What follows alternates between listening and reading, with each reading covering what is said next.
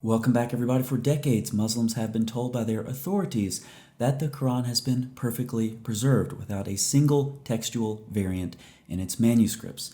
The number of Muslims, however, who believe this lie is declining since evidence to the contrary has arisen. Much evidence has come to light on this issue in recent decades, and much of it is easily available to the public.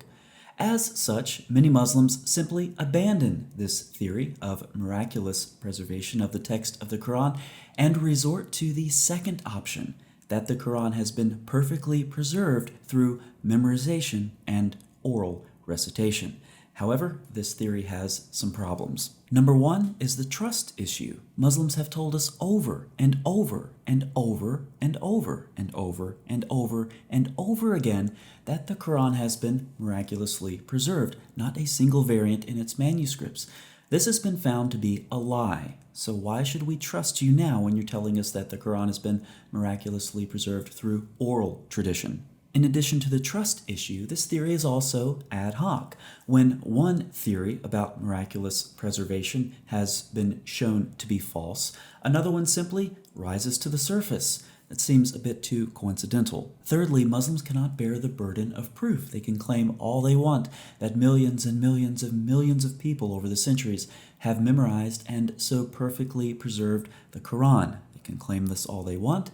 They can believe it all they want, but they can't prove it. Number four, it fails to explain variants in the manuscripts themselves. Now, this can be unpacked in a couple of different ways. One of them is to look at the variants themselves and say, these don't look like variants that have arisen through a strong oral tradition of the Quran. So that's the first way, and that's what we're going to look at in this video. But there's also a second way to look at this. If there was a strong oral transmission of the Quran present, then the early Muslims did not know about it. And there are a couple of different reasons why that's true, but we can actually look back at times when Ibn Abbas and Ali proposed changes to the text of the Quran, corrections to it.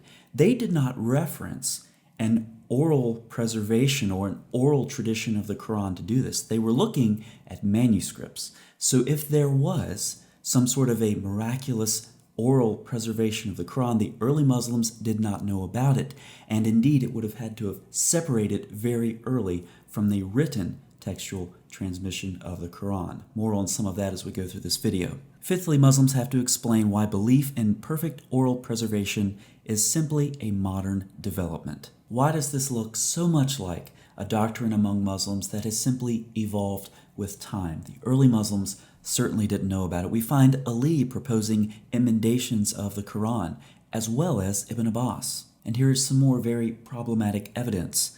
Let none of you say, I have got the whole Quran. Much of it is gone. Simply say, I have got what has survived. Additionally, we have evidence from Sahih Muslim for certain surahs being forgotten. Now, there's much more we could say along these lines, but you can see why these 5 points present such a difficulty. But there is another difficulty for Muslims, and this one is possibly the most significant for many. Lurking behind the sentiment that scholars proposing emendations of the Quranic manuscripts as an act of enormous hubris is a sensitivity to popular Islamic reverence for the Quran, and attendant claims that it is God's eternal speech, that its continuous oral transmission has prevented its textual corruption or modification. Such attitudes, while they accurately reflect what Muslim youth are taught at home or at the local mosque, do not hold up when examined in the light either of Western critical scholarship or of traditional Islamic scholarship on the Quran. Now let's get the opinions of some scholars who actually spend their time in Quranic manuscripts to see what they say about the nature of textual variants in the Quran. Daniel Brubaker says the scribes looked at an existing copy in order to make a new copy, rather than either writing from memory or writing from hearing a recitation. Now, why is this the case? Well, when you look at the types of mistakes that are in the manuscripts of the Quran, what we see is the omission of words and phrases, for example, or perhaps repeating words or phrases. These are the types of mistakes that arise when a scribe is momentarily distracted. He looks away from the manuscript for some reason, say to dip the nib of his pen in ink. When he returns to the manuscript, he begins at the wrong place.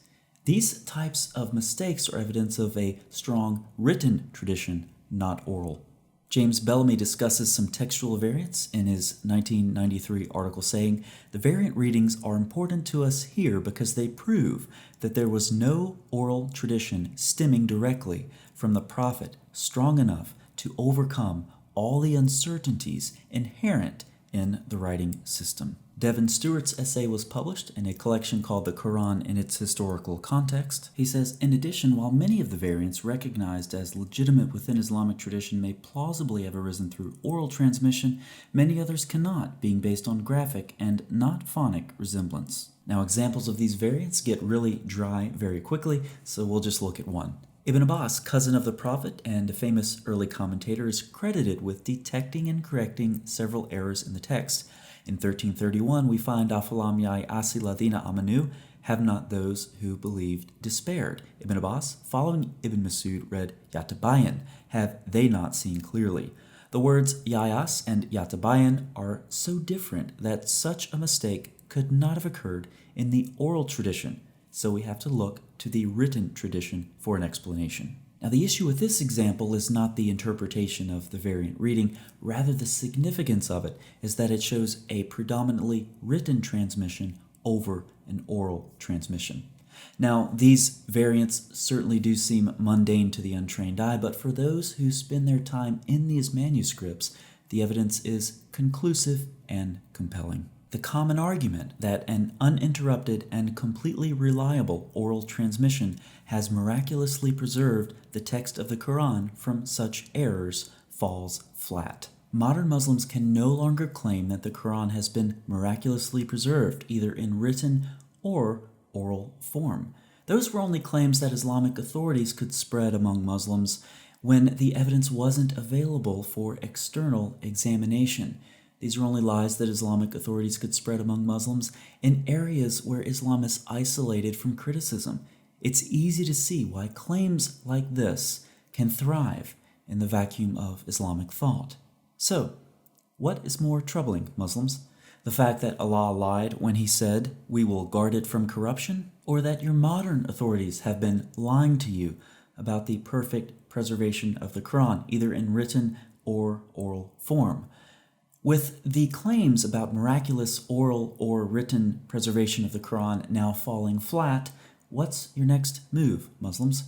Are you going to think of a third excuse, or are you going to take a more critical look at your religion? Thanks for watching.